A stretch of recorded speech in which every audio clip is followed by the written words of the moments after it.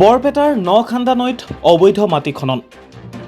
নিশাৰ আন্ধাৰত নখন্দা নৈত ট্ৰেক্টৰৰ সহায়ত মাটি কাটি তহিলং কৰে দুষ্ট চক্ৰই।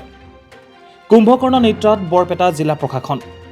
বৰপেটা জিলাৰ বৰপেটা ৰাজচক্ৰৰ অন্তৰ্গত সত্ৰবাৰাদি গাঁৱৰ পশ্চিমফালে থকা নখন্দা নদীৰ পাৰ কাটি দুষ্ট চক্ৰই তহিলং কৰে।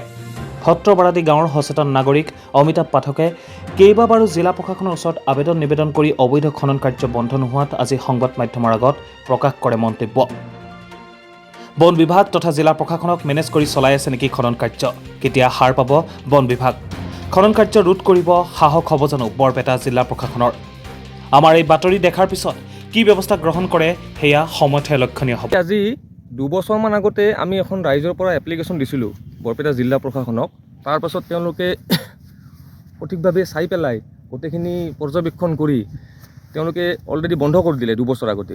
2 বছৰমান বন্ধ হ'ল। 2 বছৰমান বন্ধ হোৱাৰ পিছত পৰিৱেশটো ভাল লগা হ'ল। তাৰপিছত বহুত ধৰণৰ চৰাই চিৰিকটি ইয়াত পৰি পেলাই পৰিৱেশটো বৰ ধুনীয়া পৰিৱেশ হৈছে। এতিয়া আগতে 2 বছৰ আগতে যিকেইজন মানুহে ইয়াত মাটি কাটিছিল তেওঁলোকৰ কোনো পৈতৃক সম্পত্তি নহয়, চৰকাৰী মাটি।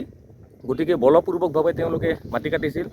এতিয়া সেইটো বন্ধ হোৱাৰ পাছত 2 বছৰ পাছত আকৌ তেওঁলোকে মাটি কটা আৰম্ভ কৰিছে। আপোনালোকে চাব, এই নখান্দা ব্ৰিজখনৰ এইটো দক্ষিণ চাইডে ফৰেষ্টৰ ৰুল মতে 500 মিটাৰ মাটি কাটিব নোৱাৰে, কোনো ইয়াত মহল নাই।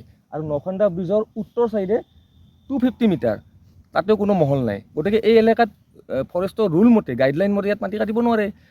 গতিকে তেওঁলোকে বলপূৰ্বকভাৱে মাটি কাটি আছে। এতিয়া ৰাতি তেওঁলোকে মাটি কাটে।